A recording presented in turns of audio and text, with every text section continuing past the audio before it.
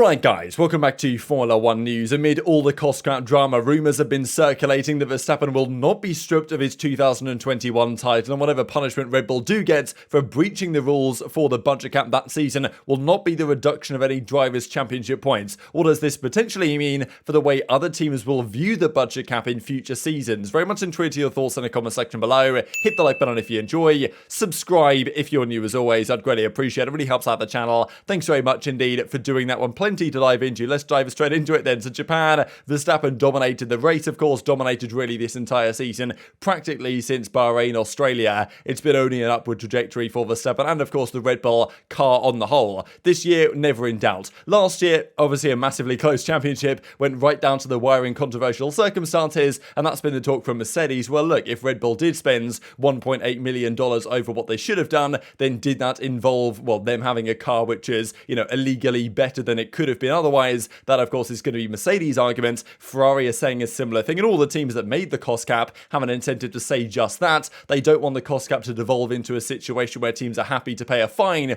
just so they can spend more money and create a better car, which might be the outcome of this. We'll see, of course, what the FIA decide to do. Still surprising to me that the FIA released this information that Red Bull went over the budget cap by, we believe, about $1.8 million over the $145 million budget. They went over it, but as yet we don't know what the consequence will be. Even Brundle says the fact that a 5% overspend is considered a minor one is pretty crazy, because that's $7 million. He reckons that's obviously a massive upgrade on a car, could even be an entire B spec for some teams, right? So you'd imagine, look, if 7 million is a massive upgrade and a B spec potentially, then what is 2 million, right? Obviously not quite as much as this, but still could be a significant factor. Whether or not that extra money is spent on catering, it seems unlikely, but that is what one of the articles right now is talking about, and no real update on this. So, of course, Brundle, everyone, all the drivers and the teams are going to say, look, these penalties need to be serious, they need to hurt, there needs to be some teeth to these financial regulations, just like Ross Brawn said when they were introduced a few years ago, said, look, if you breach the regulations, you will be losing your championship. Now, maybe that only applies to, let's say Red Bull won the Constructors last year. Do they lose that championship? Maybe they well do, but of course they didn't win it and Verstappen won the drivers. So is it fair to take away Verstappen's championship? That's where the questions kind of come around, especially because people look back to, McLaren 2008 when Hamilton won the World Championship that year in a car that was arguably illegally developed through the whole Spygate drama, and McLaren lost all their constructors' points because of that, but the drivers were allowed to keep their points and Hamilton won the championship. So it's kind of a similar circumstance where arguably, should the driver be punished for the bad actions of the team? But of course other drivers are going to say, well, look, you had a better car than me, and that was illegally developed, right? So that's where the drama comes in, and whether the FIA really clamped down on this hard is the question which is yet to be answered. Now, this I thought was quite remarkable really from Horner. An article has surfaced that he wrote back in 2020 when all this cost cap was being discussed, saying effectively that, in his mind at least, he expected maybe all the teams to breach the budget cap, and seemingly Red Bull have done exactly that. So I'll just read this to you guys, because I thought it was kind of interesting, almost, showing Horner's incentive from day one here may not necessarily have been to stick to the budget cap as it was. As he says back in May 2020, money is a hot topic among F1 teams right now. The problem is, so much is made out of the figure of the cost cap that I believe is missing the point. F1 teams will always spend whatever budget they have available to them, plus an extra 10%, kind of saying that in his mind, it was natural and kind of, seemed necessary maybe to just spend the extra money. Maybe he thought the other teams would do the same thing, despite denying heavily that they were over the budget recently. Turns out they are. Now, not by 10%, but still, the point stands to some degree, saying, look, it's impossible to compare the spending of Ferrari to Haas, or of Mercedes to Racing Point, or even Red Bull to Alfa Tauri. They're completely different structures and business models because they're kind of, customer teams, let's just say. I believe the solution should be looking at what drives these costs up in the first place. That is the R&D cost of building and developing cars in the hope of being competitive. I fully support the need to reduce costs and ensure that all 10 teams remain in the sport, but there are many ways to accomplish that goal, not all about just lowering the cost cap. So seemingly he was kind of against lowering the cost cap in the first place, and then even when they did do it, said that his perspective was that all the top teams at least would just spend the money plus an extra 10%. Now, as it turned out, it's 5%. That was the minor margin, and maybe Red Bull thought, what, if we go into the 5%, what are they really going to do? Are the FIA actually going to clamp down hard? Maybe they thought, what, we've got to try and take this championship off Lewis. Let's, do what we can to make that happen, even if it means potentially bringing things up to the spotlight 10 or so months later. So just thought I'd put that out there because I thought it was rather interesting. Now, this came out from Nate Saunders of ESPN, saying that from his sources, is he has heard that the chance of Verstappen losing his championship is absolutely zero. There's no chance, and I think it's incredibly unlikely that the FIA will do this, just because there was so much drama around that championship in the first place, all the kind of investigations they did into the events of Abu Dhabi, the human error type stuff that came out as a result, and Verstappen ends up, keeping the championship, right? Understandably, it's kind of one of these crazy racing things that sometimes happens, but now it's even shrouded in more doubt. People already, have questions about the legitimacy of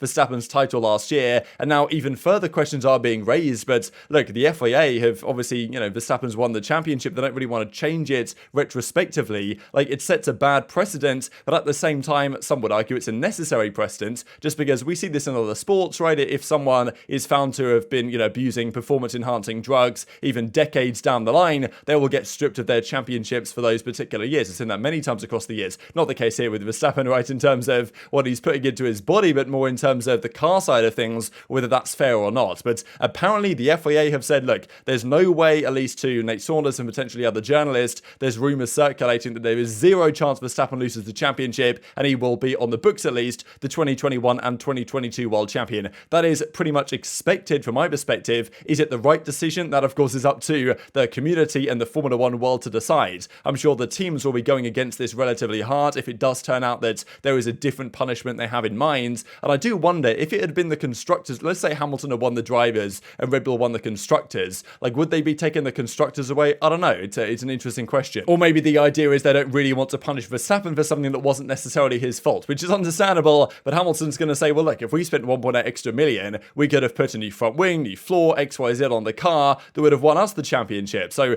that's where the questions will be raised here. And I think the real key point of this is, if the FIA doesn't clamp down hard, and they can give Verstappen his championship and let him keep it, but they can still come down hard if they really restrict what Red Bull can do in future seasons in terms of their development, reduce their wind tunnel time, like, whatever they want to do on that front. If they really come down hard from a financial perspective, then I think teams can kind of accept that. But I think it needs to be such that Red Bull don't just get a big fine, at which point Mercedes are like, well, Horner said in an article he's going to spend 10% more. Turned out he maybe spent a few percent more. The team spent a few percent more. Why won't Mercedes, Ferrari, other teams happily spend over the budget cap in future seasons and pay the fine if that's what it takes to win a championship? And the fine margins are absolutely everything in this sport. So yeah, it's kind of an inevitable thing that Red Bull, some team was going to do this, and we were going to see the consequences. Now is a real test of whether the FIA will deliver on its promise and make sure these regulations have teeth. And if that doesn't include docking Verstappen his championship points, then, surely something else pretty serious has to happen as a consequence as well. We shall see what their decision is over the coming days, but I'm sure that on either side of the discussion, there's going to be people not happy about this. Unfortunately, that is the way of the circus of Formula One politics. Just to mention this quickly, actually, from Verstappen himself, because the question is there, how many championships is he going to win? Can he go 4 in a row like Vettel? Can he do more in a row? Which you wouldn't put it past him right now, because he's absolutely dominated this season, and the Red Bull car certainly has a big head start into this entire period of the coming regulations. But he says that with all the races going on right now, 24, maybe even more per year, that is incredibly taxing on the drivers individually. And he says, look, by the time I get to the end of my contract in 2028, when he'll be 31 years old, he says that there's a very good chance he'll just have effectively had enough by then. And from the quality of life perspective, he might not want to go too much longer. So maybe don't expect Verstappen to be competing until even his mid-30s, and certainly into his 40s like Alonso is. And even Verstappen himself, I thought this is kind of funny, just because when he lost in Australia, when his car blew up in Australia, and Leclerc had a massive lead after winning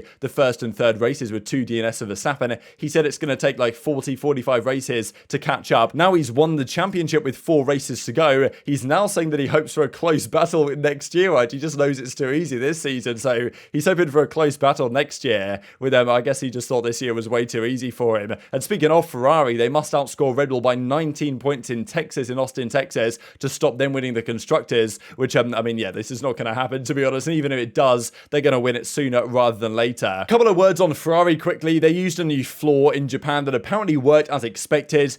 Apparently Charles Leclerc was using an older power unit, which cost him performance in Suzuka, and supposedly he's going to get a new one in Austin, which means a penalty to the back back of the grid. So could help Red Bull, could help Mercedes, could help the other teams that are going to be up there, but more than likely he will take a penalty there. And even just to say this, because the Ferrari just absolutely eats up its tyres, right? We saw that his tyres basically looked like slicks back at the Inters, right? Back at the end of the Suzuka Grand Prix, whereas Max's looked pretty much brand new, as did Perez's, even after doing all those laps on that one set of intermediates. So yeah, apparently the technical directive forced them to rebuild their car with the whole floor side of things, the Flexi floor type thing, which has robbed the car of its driving comfort. And even the discussion here goes on to say the rumours had that it had a very small gap between the floor and the chassis, which was apparently improving the damping. But supposedly rivals say it's now got to be driven at a higher ride height, which costs downforce and balance, which basically means that the car has fallen off a cliff. And even there was discussions on the fact that the car can't really go over curbs now as much as it used to be able to. We saw, I mean, it was Leclerc that said that at the end of qualifying when he said, well, he was up a tenth of a second or something over Verstappen going into the final chicane of a qualifying lap, but he couldn't go over the curbs as he'd like to because the car struggles with it. And apparently that's because the engine is like so vulnerable that if you go over a curb too hard, the engine just breaks. So yeah, not exactly ideal for Ferrari. And this was the tweet actually, right? The valves on the engine are said to cause problems when you go over the curbs. So yeah, that's not a good look for Ferrari. Of course, both championships now are long over. Verstappen will certainly keep this year's one, and apparently he'll get to keep last year's one as well. Very much intrigued to your thoughts in the comment section below. Hit the like button if you enjoyed. Subscribe if you are new. Take care, and I'll see you next time.